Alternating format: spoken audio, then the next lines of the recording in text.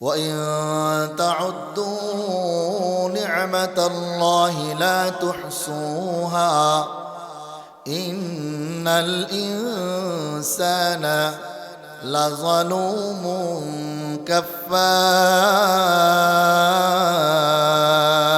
الله أكبر আল্লাহ রব্বুল আলামিন বলেন, রে বান্দা বান্দি, তোমরা যদি আমি আল্লাহর নিয়ামতগুলো গণনা করতে শুরু করো, তোমার হায়াত শেষ হয়ে যাবে। তোমার হায়াত, তোমার সন্তানদের হায়াত, তোমার বাপ দাদার হায়াত, সবার হায়াত শেষ হয়ে যাবে, কিন্তু তোমরা আমি আল্লাহর নিয়ামত গণনা করে শেষ করতে পারবা না। ও দোস্ত আহবাব, আমার এই 3.5 হাত বডির মধ্যে আল্লাহ পাক কত নিয়ামত রেখে দিয়েছেন। আমার এই হাত আল্লাহর নিয়ামত। যার একটা হাত নাই, 2টা হাত নাই, সে বুঝে হাত কত বড় নিয়ামত। কথা বলুন ঠিক কিনা? আমার এই 2টা পা আল্লাহর কত বড় নিয়ামত। যার 2টা অথবা একটা পাও নাই, সে বুঝে পায়ের কত দাম, পা আল্লাহর কত বড় নিয়ামত। আল্লাহ পাক আমাকে আপনাকে চক্ষু দান করেছেন। এই চোখ আল্লাহ পাকের কত বড় নিয়ামত। যার চোখ নাই, সে জানে এটা আল্লাহর কত বড় নিয়ামত। আমার এই কান আল্লাহর নিয়ামত, শ্রবণ শক্তি আল্লাহর নিয়ামত। যার শ্রবণ শক্তি নাই, তাকে বধির বলা হয়, শুনতে পায় না। সে জানে এই শ্রবণ শক্তি আল্লাহর কত বড় নিয়ামত। সুতরাং আল্লাহর এক একটা নিয়ামত দ্বারাই আমার পুরা জীবন, আমার পুরা 3.5 হাত বডিটাই আল্লাহর নিয়ামত দ্বারা পরিচালিত। তন্মধ্যে অন্যতম আরেকটি বড় নিয়ামত হলো আমার আপনার এই জবান। এই জবান হলো আল্লাহর অনেক বড় নিয়ামত। যাকে আল্লাহ জবান দিয়েছেন ঠিকই, কিন্তু কথা বলতে পারে না। বাকশক্তি আল্লাহ দান করেন নাই, সে বুঝে এই বাকশক্তির, এই জবানের কত বড় দাম, কত কদর। আমরা তো আসলে বিনা চাওয়াতেই পেয়ে গিয়েছি, কোনো কষ্ট ক্লেশ ছাড়াই। আল্লাহ পাক আমাদেরকে জন্মগতভাবেই চক্ষু দিয়েছেন। আল্লাহ আমাদেরকে দৃষ্টিশক্তি দিয়েছেন, শ্রবণ শক্তি দিয়েছেন, বাকশক্তি দিয়েছেন, হাত দিয়েছেন ধরার জন্য, পা দিয়েছেন চলার জন্য, জবান দিয়েছেন বলার জন্য। এজন্য আসলে আমরা এগুলার কদর বুঝি না। এগুলা যে আল্লাহর কত বড় নিয়ামত, কত বড় দামি জিনিস, এটা যার নাই সে বুঝে। আবার আমরাও যদি এগুলা কষ্ট করে, অর্থ ব্যয় করে এগুলা যদি উপার্জন করতে হতো, অর্জন করতে হতো, তখনও আবার বুঝতাম যে এগুলার দাম কত। কি বলুন ঠিক কিনা? তো এই জবান আল্লাহ পাকের অনেক বড় নিয়ামত। এই জবান আল্লাহ পাক আমাদেরকে দান করেছেন। তাই এই জবানের হেফাজত করাও আমাদের দায়িত্ব এবং কর্তব্য। কি বলুন ঠিক কিনা? এই জবান দিয়ে আমরা, কারণ এই জবান এমন একটা মাধ্যম, এমন একটা জিনিস, সামান্য এই গোশতের টুকরা।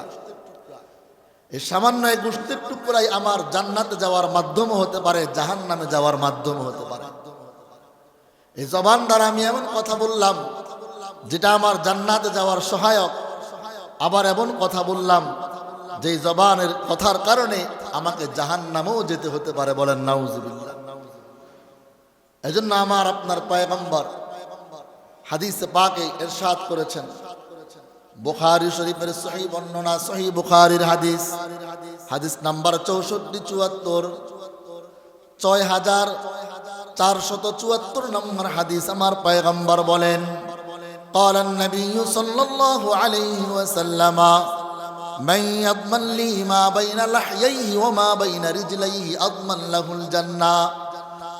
পয়গম্বর বলেন, আমার যেই উম্মত আমাকে তার 2 চুয়ালের মধ্যবর্তী জায়গা, অর্থাৎ এই জবানের জিম্মাদারি দিতে পারবে, এই জবান দিয়ে মিথ্যা বলবে না, এই জবান দিয়ে গীবত শিকায়েত করবে না, এই জবান দিয়ে কাউকে গালি দিবে না, এই জবান দিয়ে কাউকে কষ্ট দিবে না, এই জবান দ্বারা আল্লাহর নাফরমানিমূলক কোনো কথা বলবে না, এই জবান দ্বারা আল্লাহর বিরুদ্ধে বলবে না, এই জবান দ্বারা ওয়ারাসাতুল আম্বিয়া নবীর ওয়ারিসদের বিরুদ্ধে বলবে না।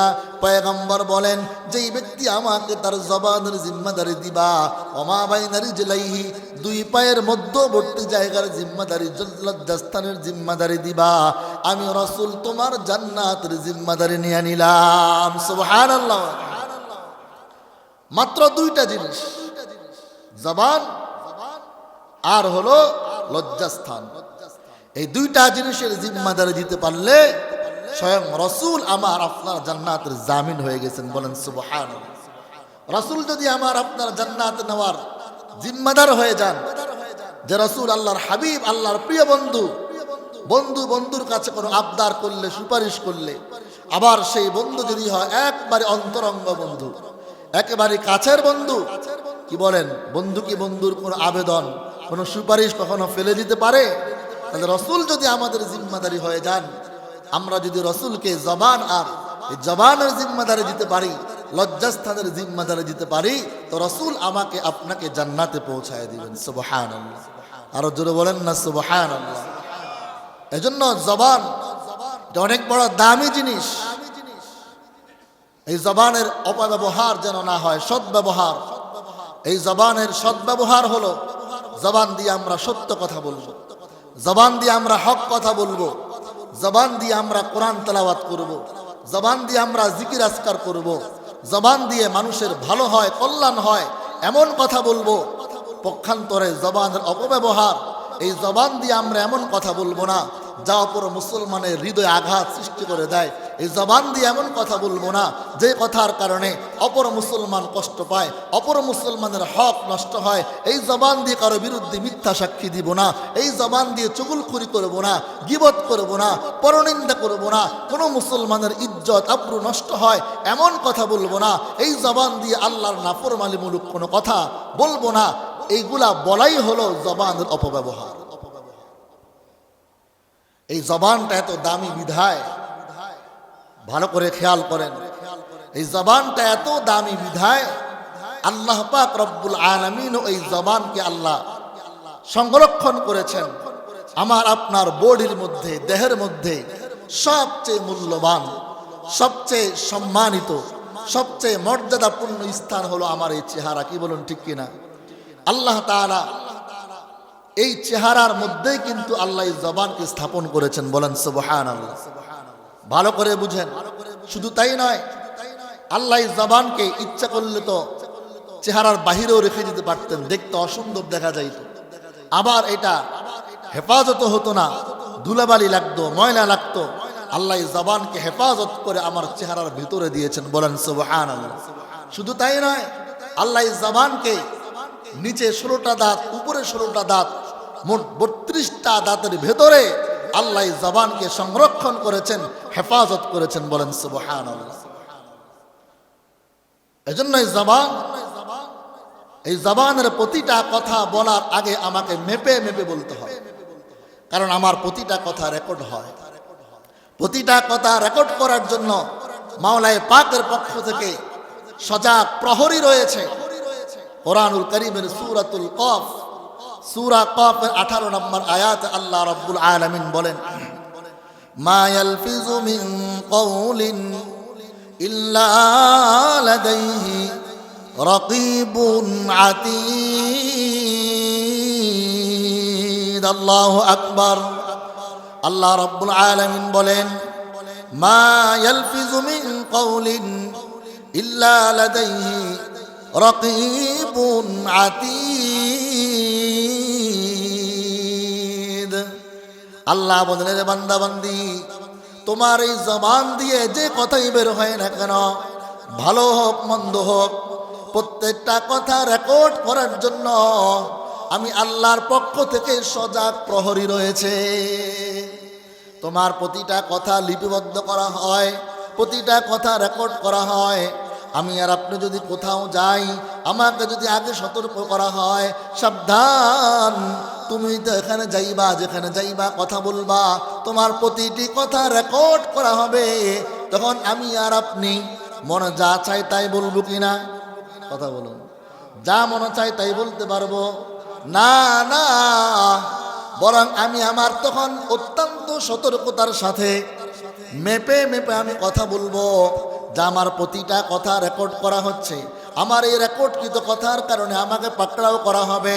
এরে আল্লাহর বান্দা, আমার প্রিয় ভাইয়েরা, এ কথাটাই আল্লাহ রব্বুল আলামিন সূরাতুল কাফের, সূরা কাফের 18 নম্বর আয়াতে আল্লাহ এই দুনিয়ার হায়াতের জিন্দেগিতে আল্লাহ আমাদেরকে সতর্ক করে দিয়েছেন, মা ইয়ালফিজু মিন কাউলিন ইল্লা লাদাইহি রাকিবুন আতীদ। এরা আমার বান্দা বান্দি, দুনিয়ার জীবনে যেমন তোমার নামে মামলা হবে, হামলা হবে, মামলা মোকদ্দমা হবে, তোমার বিরুদ্ধে মামলা হতে পারে। এই জন্য তুমি মেপে মেপে কথা বলবা, তোমাকে সতর্ক করার কারণে মেপে মেপে কথা বলবা। এরে বান্দা বান্দি, আমি আল্লাহ তোমাকে জানায় দিলাম, দুনিয়ার হায়াতে তোমার প্রতিটা কথা রেকর্ড করা হয়, প্রত্যেকটা কথা রেকর্ড হয়। তাহলে আমারও তো এই হায়াতের, এই জিন্দগিতে আমার প্রতিটা কথা মেপে মেপেই বলা দরকার। এমন কথা আমি বলবো না যে কথার কারণে অপর মুসলমান কষ্ট পায়। এমন কথা আমি বলবো না যে কথার কারণে আমার আমল বরবাদ হয়ে যেতে পারে, যে কথার কারণে আমার ঈমান চলে যেতে পারে, যে কথার কারণে আমার প্রতি আমার আল্লাহ নারাজ হয়ে যেতে পারেন, যে কথার কারণে অপর মুসলমান কষ্ট পাবে, যে কথার কারণে অপর মুসলমানের মান সম্মান নষ্ট হবে। ওর মুসলমানের মান সম্মান নষ্ট করে কথা বললাম। এরা আল্লাহর বান্দা, যতক্ষণ না আমার আল্লাহ ওই বান্দা মাফ না করবে, আমার আল্লাহ আমাকে আপনাকে মাফ করবেন না, আল্লাহ মাফ করবেন না। আমি যদি কোনো মুসলমানের পিছনে তার মান সম্মানে আঘাত করে তার নামে মিথ্যা অপবাদ দিলাম, সে যে কাজ করে নাই এমন কাজটাই, এমন কথাটাই তার নামে আমি চালায় দিলাম, তাহলে আমি তার হক নষ্ট করেছি, তার সম্মান নষ্ট করেছি, তার সম্মানে আমি আঘাত করেছি। বিনিময়ে কি হবে? সে যদি আমাকে মাফ না করে, আখিরাতে আল্লাহ তাআলা ওই ব্যক্তির আমার নেক আমলগুলো আল্লাহ ওই ব্যক্তিকে দিয়ে দিবেন, ওই ব্যক্তির বদ আমলগুলো, গুনাহগুলো আল্লাহ আমল নামায় দিয়ে দিবেন। বলেন নাউজুবিল্লাহ। আরো জোরে বলেন না নাউজুবিল্লাহ। এটাকে আমি বানায় বলছি। সহিহ মুসলিমের হাদিস, মুসলিম শরীফের 2581 2581 নম্বর হাদিসের বর্ণনা। عن أبي هريرة رضي الله تعالى عنه قال قال رسول الله صلى الله عليه وسلم أتدرون ما المفلس وفي رواية أتدرون من المفلس قالوا المسلم فينا من لا درهم له ولا متاع। প্রিয় ভাইরা আমার খেয়াল করে শুনবেন, আজকে দুনিয়ার হায়াতে আমরাও এই আমলগুলোর সাথে, অন্যায়ের সাথে আমরাও জড়িত। আমার আপনার পয়গম্বর একদিন সাহাবায়ে কেরামকে জিজ্ঞেস করলেন, আতাদুরুনা মাল মুফলিস, ও সাহাবীরা বলো দেখি তোমাদের মধ্যে গরিব কে, অসহায় কে? তোমাদের মধ্যে কে অসহায়? তোমাদের মধ্যে কে দরিদ্র, কে হতদরিদ্র, কে গরিব? আমরা মনে মনে যা ভাবছি সাহাবায়ে কেরাম তাই বলেছেন। ক্বালু আল মুফলিসু ফীনা মান লা দিরহাম লাহু ওয়ালা মাতা'। পয়গম্বর বললেন, আমাদের মধ্যে দরিদ্র হলো ওই ব্যক্তি যার কোনো টাকা পয়সা নাই, যার কোনো আসবাবপত্র নাই। লা দিরহাম লাহু ওয়ালা মাতা', যার টাকা নাই, দিরহাম নাই, দানানির নাই, টাকা পয়সা নাই, আসবাবপত্র নাই। কি বলেন? আমরা তো এমনই মনে করি। রাসূল বললেন, না, শুনো, ইন্নাল মুফলিসা মিন উম্মতি মান ইয়াতি ইয়াওমাল কিয়ামাতি বিসালাতিন ওয়া সিয়ামিন ওয়া সাদাকাতিন ওয়া যাকাতিন। পয়গম্বর বলেন, আমার উম্মতের মধ্যে সবচেয়ে গরিব হলো ওই ব্যক্তি মাইয়াতি ইয়াউমাল কিয়ামাতি বিসলাতিন, যে কিয়ামতের দিন আমল নামায় অনেক অনেক অনেক অনেক নামাজ নিয়ে উঠবে, অনেক রোজা নিয়ে উঠবে, অনেক হজ যাকাতের আমল নিয়ে উঠবে। এই ভালো করে বুঝেন, মাইয়াতি ইয়াউমাল কিয়ামাতি বিসলাতিন ওয়া সিয়ামিন ওয়া যাকাতিন, আমল নামায় নামাজের অভাব নাই, আমল নামায় রোজার অভাব নাই, আমল নামায় দান খয়রাতের অভাব নাই, আমল নামায় অন্যান্য নেক আমলের অভাব নাই। ওয়ায়াতি কদ শাতামা হাযা ওয়া কাযাফা হাযা ওয়া আকালা মাল হাযা ওয়া সাফাকা দামা হাযা ওয়া দারাবা হাযা।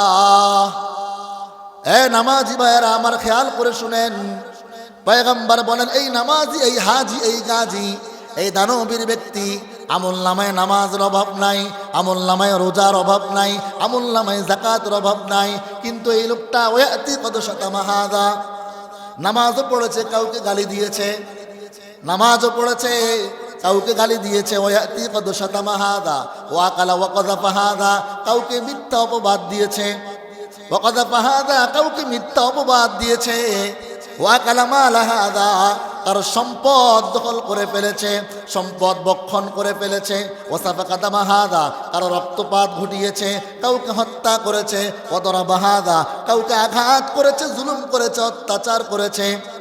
এবার আল্লাহ পাক ডাকবেন, যাকে গালি দিয়েছে আল্লাহ বলবেন এই নামাজের আমল নামা থেকে কাউকে নামাজ দিয়ে দেওয়া হবে, কাউকে রোজা দিয়ে দেওয়া হবে, কাউকে হজের আমল দেওয়া হবে, কাউকে যাকাতের আমল দেওয়া হবে।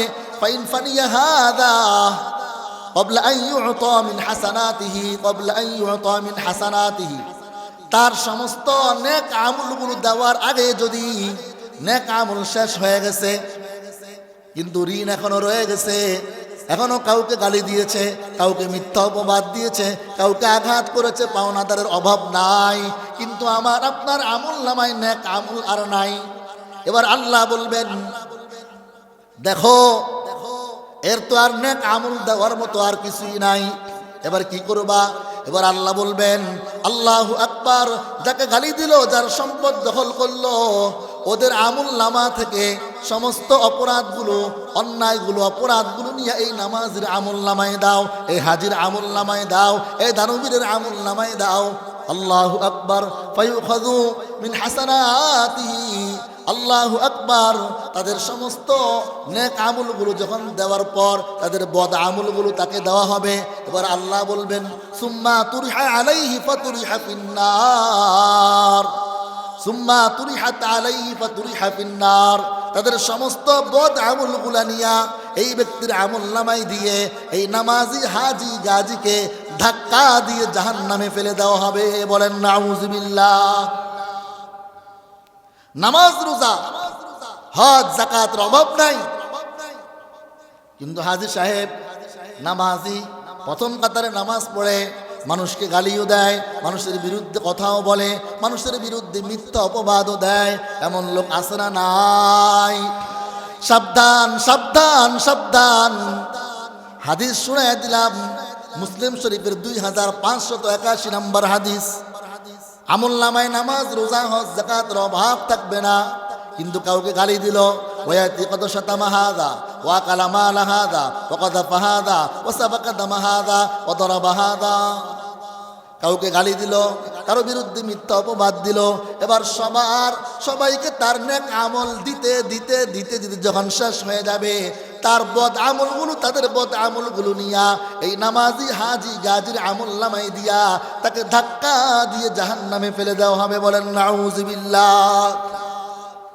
সাবধান প্রিয় ভাইয়েরা, আজকাল আমরা নেক আমল করতে করতে যতটুকু অগ্রসর হই, আল্লাহর নৈকট্যের কাছাকাছি আমরা যাই, কিন্তু আবার গীবত শিকায়াত করে, পরনিন্দা করে আবার পিছায় যাই। যতটুকু আগাই গীবত শিকায়াত পরনিন্দা করে তার চেয়ে আরো বেশি পিছায় যাই। রাতের বেলায় তাহাজ্জুদ করলাম, সারা রাত তাহাজ্জুদ, ইবাদত, কোরআন তেলাওয়াত, জিকির আজকারে কাটাইলাম, ফজরের নামাজ পড়েই চায়ের দোকানে গিয়া শুরু করলাম গীবত শিকায়াত, পরনিন্দা শুরু করে দিলাম। যে ইমামের পিছনে নামাজ পড়লাম, ফজরের নামাজটা পড়লাম, নামাজটা পড়ে যে ইমামের বিরুদ্ধে বলা শুরু করে, আসে না নাই? কথা বলুন না কেন, আসে না নাই? যে ইমামের পিছনে ফজরের নামাজ, জোহর, আসর পড়লাম, ওই ইমাম মুয়াজ্জিনের পিছনে গিয়েও সমালোচনা শুরু করে দেয়। নামাজ পড়ে, রোজা রেখে, হজ যাকাত করে, সারা রাত তাহাজ্জুদ করে, ইবাদত করে, তেলাওয়াত করে যতটুকু আগাইছেন, আবার এই গীবত করে, পরনিন্দা করে, শিকায়েত করে, মিথ্যা অপবাদ দিয়ে আবার পিছায় গেল। আল্লামা আশরাফ আলী থানভী রাহমাতুল্লাহি আলাইহি চমৎকার একটি ঘটনার দ্বারা এই ব্যক্তির অবস্থা বুঝাই দিয়েছে। আল্লামা আশরাফ আলী থানভী রাহমাতুল্লাহি আলাইহি কিতাবের মধ্যে ঘটনা এনেছেন। এক ব্যক্তির একটা ঘোড়া ছিল, নাদুস নুদুস, খুব সুন্দর, কিন্তু ঘোড়াটার বদভ্যাস ছিল যখনই মলমূত্র ত্যাগ করত তখনই সে পিছনে মাথা দিয়ে, মুখ দিয়ে এই মলমূত্রের গন্ধ শুকত। এটা ভালো অভ্যাস না বদ অভ্যাস? মলমূত্রের গন্ধ শুকত। তো ওই লোকটা, যার কারণে এই ঘোড়া নিয়ে কোনো সফরে যাইতে লজ্জাবোধ করত, আবার কারোর সাথে কাফেলার সাথে সফরও করতে পারতো না, কারণ সে পিছনে পড়ে যাইত। যখনই কাফেলার সাথে রওনা হলো, এবার এই ঘোড়াটা মলমূত্র ত্যাগ করে মুখ পিছনে দিয়া গন্ধ শুকতে থাকে, আর বাকি লোকরা সামনে চলে যায়। লোকটা বড় ইতস্ততা বোধ করছে। তো একদিন সফরে বের হলো, প্রতিমধ্যে তার সাথে আরেক সাওয়ারিকে পেয়ে গেল, সে ঘুড়সাওয়ার। তাকে বলল যে, ভাই আপনি কোন দিকে যাবেন? বলল, আমি অমুক দিকে যাব। বলল যে, আমি তো ওদিকেই যাব, আপনি আমার একটু উপকার করেন, আপনি আমার ঘোড়ার পিছনে পিছনে থাকবেন। যখনই আমার ঘোড়াটা মলমূত্র ত্যাগ করে গন্ধ শুকতে যাবে, আপনি চাবুক দিয়ে আঘাত করবেন। এত করে সে আর গন্ধ শুকতে পারবে না, আমরাও তাড়াতাড়ি সফর করতে পারবো। সিদ্ধান্ত অনুযায়ী চলতেছে সকাল থেকে বিকাল পর্যন্ত চললো। চলতে চলতে এক পর্যায়ে যখন দুই রাস্তার মোড়ে আসলো, এবার ওই লোকটা বলল যে, ভাই আমি তো এদিকে যাব, আপনি তো ওদিকে যাবেন, এখানেই আপনার সাথে আমার বিদায়। তার সাথে ঘুড়সাওয়ার ওই রাস্তা দিয়ে চলে গেল। আল্লাহর বান্দা ঘোড়া নিয়ে রওনা হলো। কিছু দূর যাওয়ার পর ওই লোকের লাগাম থেকে ছাড়াইয়া নিয়া ঘোড়াটা এক দৌড়ে আবার সকাল বেলা যেখান থেকে সফর শুরু করছে ওখান থেকে আবার রওনা দেয়। আর যেখানে যেখানে সে মলমূত্র ত্যাগ করছে ওখানে ওখানে থেমে থেমে গন্ধ শুকে। কথা বুঝেন নাই? যেখানে যেখানে ওই যে অভ্যাস, যেখানে যেখানে মলমূত্র ত্যাগ করেছে ওখানে ওখানে গন্ধ শুকে। বেচারা কপালে হাত দিয়া বলে, হাই কি লাভ হলো, সকাল থেকে বিকাল পর্যন্ত যতটুকু সফর করলাম আবার আগের জায়গায় চলে আসছে। কথা কি বুঝছেন আপনারা? ঠিক তদ্রূপ আল্লামা আশরাফ আলী থানভী রাহমাতুল্লাহি আলাইহি হাকিমুল উম্মত মুজাদ্দিদুল মিল্লাত আল্লামা আশরাফ আলী থানভী রাহমাতুল্লাহি আলাইহি বুঝাইলেন যে এই লোকটা নামাজ পড়ে, রোজা রেখে, হজ করে, যাকাত দিয়ে, রাতের বেলায় তাহাজ্জুদ পড়ে, আউয়াবিন পড়ে, তেলাওয়াত করে, জিকির করে, ইবাদত করে যতটুকু তুমি আগাইছ, আল্লাহর নৈকট্যের দ্বার প্রান্তে গিয়ে গেছ, আল্লাহর মুহাব্বত পাওয়ার কাছাকাছি চলে গেছ, অনেক দূর আগায় গেছিলা, আবার ফজরের নামাজ পড়ে গীবত শিকায়াত শুরু করে দিলা, দোকানপাটে গিয়া রাস্তাঘাটে গীবত শিকায়াত শুরু করলা, পরনিন্দা শুরু করলা, জবানের হেফাজত করলা, তুমি আবারও আগের মতো আবার তুমি আগের জায়গায় চলে আসলে। কথা কি বুঝছেন? হ্যাঁ, আমাদের হালত বর্তমানে এমনই। গীবত শিকায়াত ছাড়া আমাদের মজলিসগুলো আজকে খালি নাই, জবানের হেফাজত আমরা করতে পারি না।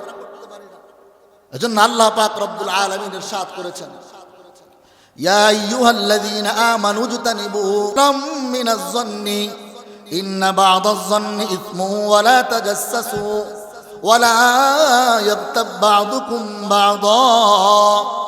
এজন্য আল্লাহ বলেছেন, হে ঈমানদারগণ, সূরা হুজুরাতের 12 নম্বর আয়াত আল্লাহ বলেন, হে ঈমানদারগণ, তোমরা অনেক অনেক ধারণা থেকে বেঁচে থাকো। মানুষের ব্যাপারে মিথ্যা ধারণা করবা না, অমূলক ধারণা করবা না, কারণ কিছু কিছু ধারণা গুনাহ, তোমার ধারণা মিথ্যাও হতে পারে। ওয়ালা তাজাসসু, মানুষের পিছনে লেগে থেকো না, মানুষের পিছনে লেগে থেকো না।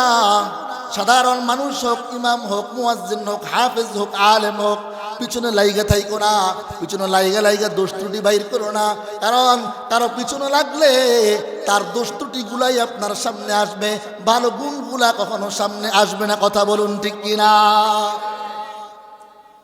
আজকে তো আমরা পিছনে লাইগাই থাকি, কেমনে খালি দোষ বের করা যায়, কেমনে খারাপ দোষগুলা বের করা যায়, ভালোগুলা সামনে পড়ে না। আল্লাহ বলেন না না, দোষ তোমরা তালাশ করিও না। ওয়ালা ইয়াগতাব বা'দুকুম বা'দা, একে অপরের গীবত শিকায়াত করো না, পরনিন্দা করো না। কারণ এই গীবত শিকায়াত মানেই হলো তোমার মৃত ভাইয়ের গোশত ভক্ষণ করা। বলেন নাউযুবিল্লাহ। দোস্ত আহবাব, ব্যাখ্যায় গেলাম না, এটা আমাদের সকলেরই জানা। এই গীবতটাও জবানের মাধ্যমে করা হয়। হাদিসে পাকে এসেছে, কোনো ব্যক্তি যদি কাউকে, কোনো মানুষকে অপমানিত করে, লাঞ্ছিত করে এই জবানের মাধ্যমে, মিথ্যা অপবাদ দেয়, আল্লাহ রাব্বুল আলামিন তাকে তার ঘরের মধ্যেই অপমানিত করেন। বলেন নাউযুবিল্লাহ। ভারতের ডাবেল শহরের মধ্যে একটা নেককার ফ্যামিলি ছিল, সবাই ছিল নেককার, আল্লাহওয়ালা, নামাজি। এজন্য মানুষ তাদের ফ্যামিলির নাম দিয়েছিল বিসমিল্লাহ ফ্যামিলি। কিন্তু একজন মানুষ আরেকজন বখাটে খারাপ এই ফ্যামিলির প্রতি ঈর্ষান্বিত হয়ে হিংসা পোষণ করে এদের বিরুদ্ধে মিথ্যা অপবাদ দিল। নাউযুবিল্লাহ। বলা যে এদের ঘরের মধ্যে ভাই বোনের মধ্যে হারাম সম্পর্ক আছে। বলেন নাউযুবিল্লাহ। মিথ্যা অপবাদ দিয়ে দিল, এলাকায় ছড়ায় পড়ল। আল্লাহর বান্দা চোখের পানি ফেলে আল্লাহর কাছে দোয়া করে, আল্লাহ আমি তো এমন অপরাধ করি নাই, আমার নামে এমন মিথ্যা অপবাদ দেওয়া হয়েছে। আল্লাহু আকবার। কিছুদিন যেতে না যেতেই যেই লোকটা মিথ্যা অপবাদ দিয়েছে তার ঘরেই তার আপন সন্তান, তার ছেলে এবং মেয়ের মধ্যে হারাম সম্পর্ক হয়ে হারামজাদা ঘরের মধ্যে চলে আসছে। নাউযুবিল্লাহ বলবেন। ঘটনা কি, কারণ কি? ওই যে আল্লাহর একজন প্রিয় বান্দার বিরুদ্ধে মিথ্যা অপবাদ দিয়েছিল, এজন্য আল্লাহ তাকে তার ঘরের মধ্যে লাঞ্ছিত করেছে। প্রিয় ভাইয়েরা আমার, সময় আমার নাই, এজন্য এই জবানের হেফাজত করবে। এই জবানই হলো আমার জান্নাত, এই জবানই হলো জাহান্নাম। বলবেন যে কিভাবে? হাদিস শুনায় দিই। মুসনাদে আহমদ হাদিস নাম্বার 9675। আমার আপনার পয়গম্বর হাদিসে পাকে বলেন, হযরত আবু হুরায়রা রাদিয়াল্লাহু তাআলা আনহু বলেন, ইন্না ফুলানাতান তুযকারু মিন কাসরাতি সালাতিহা ওয়া সিয়ামিহা ওয়া সাদাকাতিহা গায়রা আন্নাহা তুযি জিরানাহা বিলিসানিহা। পয়গম্বরের কাছে একবার বলা হলো, ইয়া রাসূলুল্লাহ, এক লোক এমন আছে, অনেক নামাজ পড়ে, অনেক রোজা রাখে, অনেক দান সৎকার করে, নামাজের অভাব নাই, রোজার অভাব নাই, দান সৎকার অভাব নাই, কিন্তু তার জবান ঠিক নাই। এই জবান দ্বারা প্রতিবেশীকে কষ্ট দেয়, প্রতিবেশী গালিগুলুজ করে। রাসূল বললেন, ক্বালা হিয়া ফিন্নার, এই লোকটা জাহান্নামী। বলেন নাউযুবিল্লাহ। এবার বলা হলো, ইয়া রাসূলুল্লাহ, ওয়া ইন্না ফুলানাতান তুযকারু কিল্লাতা সিয়ামিহা ওয়া সাদাকাতিহা ওয়া সালাতিহা। ইয়া রাসূলুল্লাহ, আরেকটা লোক আছে, এত বেশি নামাজ পড়তে পারে না, শুধু ফরজ নামাজগুলাই পড়ে, এত রোজা রাখতে পারে না, ফরজ রোজাগুলাই রাখে, দান সৎকার বেশি করতে পারে না, গরিব মানুষ। ওয়া ইন্নাহা তাসাদ্দাকাত, অল্প কিছু দান সৎকার করে, বেশি দান সৎকার করতে পারে না। ওয়ালা তুযি বিলিসানিহা জিরানাহা, কিন্তু এই লোকটা জবানের হেফাজত করে, জবান দিয়ে কাউকে গালি দেয় না, জবান দিয়ে প্রতিবেশী কষ্ট দেয় না। রাসূল বললেন, ক্বালা হিয়া ফিল জান্নাহ। বলেন সুবহানাল্লাহ। রাসূল বলেন, এই লোকটা হলো জান্নাতি। ও দোস্ত আহবাব, এজন্য এই জবান বড় দামি জিনিস। পয়গম্বর নাসাই শরীফের 4112 নম্বর হাদিস, রাসূল বলেন, সিবাবুল মুসলিমি ফুসুকুন ওয়া কিতালুহু কুফরুন। কোন মুসলমানকে গালি দেওয়া এটা হলো ফাসিকি, এটা হলো কবিরা গুনাহ।